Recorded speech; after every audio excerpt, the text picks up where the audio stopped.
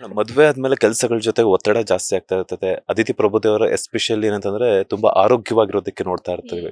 Because ಯಾಕಂತಂದ್ರೆ ನಿಮ್ದೇ ಆದಂತಹ ಕೆಲವೊಂದು ಡಯಟ್ ಆಗಿರ್ಬೋದು, ಇನ್ನೊಂದಾಗಿರ್ಬೋದು. ಸೊ ಬಾಡಿ ಟ್ರಾನ್ಸ್ಫಾರ್ಮೇಶನ್ ಅನ್ನೋದು ಮದುವೆ ಆದ್ಮೇಲೆ ಪ್ರತಿಯೊಬ್ಬ ತಾಯಿಗೂ ಸಹ ಮಗು ಲಾಲನೆ ಪಾಲನೆಯಲ್ಲಿ ಅವರನ್ನ ಅವರೇ ಮರ್ತು ಬಿಟ್ಟಿರ್ತಾರೆ. ಬಟ್ ಒಂದ್ ಕಡೆ ಬಾಡಿ ಕೇರಿಂಗ್ ತಗೋಬೇಕು, ಒಂದ್ ಕಡೆ ಬ್ಯೂಟಿ ಕೇರಿಂಗ್ ತಗೋಬೇಕು, ಮಗಳು ಮತ್ತೆ ಸಿನಿಮಾಗಳು ಮತ್ತೆ ಮನೆ ಜವಾಬ್ದಾರಿ. ಸೊ ನಿಮ್ಮ ಬ್ಯೂಟಿ ಸೀಕ್ರೆಟ್ ಆಗಿರ್ಬೋದು, ಬಾಡಿ ಟ್ರಾನ್ಸ್ಫಾರ್ಮೇಶನ್ ಬಗ್ಗೆ ಹೇಳೋದಾದ್ರೆ? ಅಂದ್ರೆ ತುಂಬಾ ಜನ ನಾನು ಅದೇ ಬಾಣಂತನ ಅಂದ ತಕ್ಷಣ ತುಂಬಾ ಅದನ್ನ ನಾನು ಈ ಹಿಂದೆನೂ ಮಾತಾಡಿದ್ದೆ. ಫಿಸಿಕಲ್ ರೆಸ್ಟ್ ಅಂತಾರೆ. ಫಿಸಿಕಲ್ ರೆಸ್ಟ್ಗಿಂತ ಆಕ್ಚುಲಿ ಮೆಂಟಲ್ ರೆಸ್ಟ್ ಬೇಕು, ಮೆಂಟಲ್ ಪೀಸ್ ಬೇಕು. ಅದನ್ನ ನಾನು ಅನುಭವಿಸ್ಬಿಟ್ಟಿದ್ದೀನಿ. ಅಂದ್ರೆ ಸಮಾಧಾನವಾಗಿರ್ಬೇಕು, ಎಷ್ಟಾಗುತ್ತೆ ಅಷ್ಟು ಖುಷಿಯಾಗಿರ್ಬೇಕು. ಯಾಕಂದ್ರೆ ನೀವು ಹೇಳ್ದಂಗೆ ಪ್ರತಿಯೊಂದು ಹೋಗಿರುತ್ತೆ. ಬಾಡಿ ಅಂದ್ರೆ ನೋಡೋದಕ್ಕೆ ಬಾಡಿ ಹೋಗ್ಲಿ, ನಾವು ತುಂಬಾ ಸ್ಟ್ರೈನ್ ಆಗಿರ್ತೀವಿ. ಅದು ನಾಟ್ ಅ ಜೋಕ್ ಅಲ್ಲ. ಬಾಡಿ ಸ್ಟ್ರೈನ್ ಆಗಿರುತ್ತೆ, ಮಾನಸಿಕವಾಗಿ ಸ್ಟ್ರೈನ್ ಆಗಿರ್ತೀವಿ, ಹಾರ್ಮೋನ್ ಎಲ್ಲ ಅಲ್ಲೋಲ ಕಲ್ಲೋಲ ಆಗಿರುತ್ತೆ, ಬಾಡಿ ಒಳಗಡೆ ಇರೋ ಪಾರ್ಟ್ಸ್ಗಳೆಲ್ಲ ಅಲ್ಲೋಲ ಕಲ್ಲೋಲ ಆಗಿರುತ್ತೆ. ಆಮೇಲೆ ಸಮಾಜ ನಮ್ಮನ್ನು ನೋಡೋ ದೃಷ್ಟಿ ಬದಲಾಗಿರುತ್ತೆ. ಎಲ್ಲರೂ ಒಂದೊಂದು ಹೇಳ್ತಿರ್ತಾರೆ, ಮಗುನ ಹಂಗೆ ನೋಡ್ಕೊ ಅಂತ. ಇದು ಒಬ್ರದು ಯಾರೋ ಬರ್ತಾರೆ ಈಸಿಯಾಗಿ, ಇಷ್ಟು ದಪ್ಪ ಆಗ್ಬಿಟ್ಟಿದ್ಯಾ, ಅಯ್ಯೋ ಹೆಂಗಾಗ್ಬಿಟ್ಟಿದ್ಯಾ, ತುಂಬಾ ಈಸಿಯಾಗಿ ಮಾತಾಡ್ಬಿಡ್ತಾರೆ. ಈ ಕಡೆ ಏನಾದ್ರು ಕೆಲಸ ಮಾಡ್ತಿದ್ರೆ ಕೆಲಸದಲ್ಲಿ ತೊಂದರೆಗಳು ಶುರು ಆಗಿರುತ್ತೆ, ಕೆರಿಯರ್ ಹೋಗಿರುತ್ತೆ, ಎಲ್ಲ ಒಟ್ಟಿಗೆ. ಅಂದ್ರೆ ಮಗು ಆಗಿರೋ ಖುಷಿ ಒಂದ್ ಕಡೆ, ಆ ಮಗು ನಕ್ರೆ ಖುಷಿ ಒಂದ್ ಕಡೆ ಹಿಂಗಾಗಿರುತ್ತೆ. ಬಟ್ ಇದು ಎಲ್ಲಾ ಟೈಮಲ್ಲೂ ಒಂದೇ ಒಂದು ಕಾನ್ಸ್ಟೆಂಟ್ ಆಗಿ ಪ್ರತಿಯೊಬ್ಬ ತಾಯಿನೂ ಕರ್ಕೊಂಡು ಹೋಗೋದು ನನಗ್ ಅನುಭವಕ್ಕೆ ಅಂದ್ರೆ ಮಗುವಿನ ನಗು. ಅದ್ ನಕ್ಕು ಹಿಂಗೆ ಮಾಡ್ಬಿಡ್ತಲ್ಲ, ಹೋದ್ರೋಯ್ತೆಲ್ಲ ಅಂತ ಅನ್ಸುತ್ತೆ. ಸೊ ನನಗೂ ಹಂಗೆ ಅನ್ಸಿದ್ದು, ಹಂಗೆ ಹೋಗ್ತಾ ಇದೆ ಕೂಡ.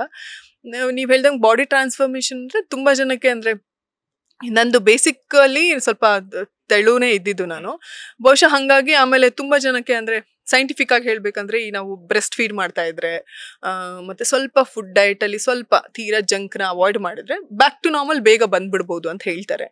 ಕೆಲವ್ರಿಗೆ ಅದು ಪಾಸಿಬಲ್ ಆಗಲ್ಲ, ಒಬ್ಬೊಬ್ರು ಬಾಡಿ ನೇಚರ್ ಒಂದೊಂಥರ. ಸೊ ಥ್ಯಾಂಕ್ಫುಲಿ ನಾನು ಬೇಗ ಟ್ರಾನ್ಸ್ಫಾರ್ಮ್ ಮತ್ತೆ ಸ್ವಲ್ಪ ಮುಂಚಿನ ಇದಕ್ಕೆ ಬರ್ತಾ ಇದ್ದೀನಿ. ನಿಮ್ಮ ಹೆಣ್ಮಕ್ಳಿಗಾಗಿರ್ಬೋದು, ಬಿಕಾಸ್ ಹುಡುಗರಿಗಂತೂ ನೀವು ಟಿಪ್ಸ್ ಕೊಡೋದಕ್ಕಾಗಲ್ಲ, ಹೆಣ್ಮಕ್ಳಿಗೆ ಯಾರಾದ್ರು ಬ್ಯೂಟಿ ಸೀಕ್ರೆಟ್ಸ್ ಅನ್ನ ರಿವೀಲ್ ಮಾಡೋದಾದ್ರೆ? ಅಯ್ಯೋ ಟೆನ್ಷನ್ ಮಾಡ್ಕೊಬಿಡಿ, ಆರಾಮಾಗಿ ಖುಷಿಯಾಗಿ ನಕ್ಕೊಂಡಿರಿ. ಏನೇ ಕಷ್ಟ ಇದ್ರೆ ಇವತ್ತಿರುತ್ತೆ, ಇನ್ನೊಂದ್ ಸ್ವಲ್ಪ ದಿನ ಅದನ್ನು ಹೋಗುತ್ತೆ. ನಿಜ ಅಲ್ವಾ? ಹಂಗ ಅನ್ಸುತ್ತೆ ನಮಗೆ. ಬಿಕಾಸ್ ನಾನು ಪರ್ಸನಲಿ ತುಂಬಾ ಇದೇ ದೊಡ್ಡ ಕಷ್ಟ ಅಂತ ಅನ್ಕೊಂಡಿದ್ರೆ ಅದು ಹೋಗಿರುತ್ತೆ, ಇನ್ನೊಂದ್ ಯಾವ್ದೋ ಬರುತ್ತೆ, ಹಂಗೆ ನಡ್ಕೊಂಡು ಹೋಗ್ತಾ ಇರುತ್ತೆ ಲೈಫಲ್ಲಿ. ಆರಾಮಾಗಿ ಖುಷಿಯಾಗಿರಿ ಅಷ್ಟೇ. ನಿಮ್ಮ ವ್ಲಾಗ್ಸ್ ಮೂಲಕ ಆಗಿರ್ಬೋದು ಅಥವಾ ಯೂಟ್ಯೂಬ್ ವಿಡಿಯೋಗಳ ಮೂಲಕ ಮಗಳ ವಿಡಿಯೋಸನ್ನೆಲ್ಲ ಶೇರ್ ಮಾಡ್ತಿರ್ತಾರೆ. ಅದನ್ನು ಸಹ ನಮ್ಮ ಕನ್ನಡಿಗರೆಲ್ಲರೂ ಸಹ ತುಂಬಾ ಇಷ್ಟಪಡ್ತಿರ್ತಾರೆ. ಸೊ ನಮಗೆ ಗೊತ್ತಿಲ್ದಿರುವಂತಹ ಒಂದಷ್ಟು ಮಗುವಿನ ತುಂಟಾಟಗಳನ್ನ ಹೇಳೋದಾದ್ರೆ, ರಿವೀಲ್ ಮಾಡೋದಾದ್ರೆ ಏನು ರಿವೀಲ್ ಮಾಡ್ತೀರಾ ಅಂತ? ಅಂದ್ರೆ ಮಕ್ಳಂದ್ರೆ ಹಂಗೆ ಅಲ್ವಾ, ಎಲ್ಲಾರ ಮಕ್ಳು ಹೆಂಗೋ ನನ್ ಮಗಳು ಹಂಗೇನೆ.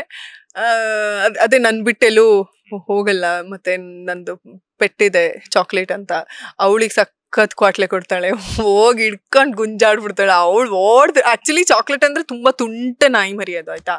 ಸೊ ಅವಳನ್ನೇ ಇವಳು ಓಡಿಸ್ತಾಳೆ ಅಂದ್ರೆ ಇವಳು ಎಷ್ಟು ತುಂಟತನ ಮಾಡ್ಬೋದು. ಆ ಥರದ್ದೆಲ್ಲ ಇದ್ದೇ ಇರುತ್ತೆ ದಿನ ಮನೇಲಿ. ಅದಿತಿ ಪ್ರಭುದೇವ ಅವರ ಮಗಳು ಅಪ್ಪನ ಮಗಳ ಅಮ್ಮನ ಮಗಳ ಅಂತ? ಅಮ್ಮನ್ ಮಗಳೇ ಆಗಿರ್ಲಪ್ಪ ದೇವ್ರೆ ಪ್ಲೀಸ್. ಅಂದ್ರೆ ಅಪ್ಪನ ಮಗಳಾಗದ್ ಬೇಡ ಅಂತ ಹೇಳ್ತಿಲ್ಲ, ಇನ್ನೊಂಥರ ನನ್ ಸ್ವಲ್ಪ ಪೊಸೆಸಿವ್ ಪ್ರೀತಿಯಲ್ಲಿ. ನಮ್ಮ ಯಜಮಾನ್ರಿಗೂ ನಾನೇ ಫಸ್ಟ್ ಲವ್ ಆಗಿರ್ಬೇಕು, ನನ್ನ ಮಗಳಿಗೂ ನಾನೇ ಫಸ್ಟ್ ಲವ್ ಆಗಿರ್ಬೇಕು ಅಂತ. First and last. ಲೇಟೆಸ್ಟ್ ಹಾಗೂ ಇಂಟ್ರೆಸ್ಟಿಂಗ್ ಸುದ್ದಿಗಳಿಗಾಗಿ ಬಾಸ್ ಟಿವಿ ಕನ್ನಡ ಚಾನೆಲ್ನ ಸಬ್ಸ್ಕ್ರೈಬ್ ಮಾಡಿ, ಹಾಗೆಯೇ ಬೆಲ್ ಐಕಾನ್ ಪ್ರೆಸ್ ಮಾಡಿ. ಇದರ ಜೊತೆಗೆ ಫೇಸ್ಬುಕ್, ಇನ್ಸ್ಟಾಗ್ರಾಮ್, ಎಕ್ಸ್ ನಲ್ಲೂ ಮಿಸ್ ಮಾಡದೆ ಫಾಲೋ ಮಾಡಿ.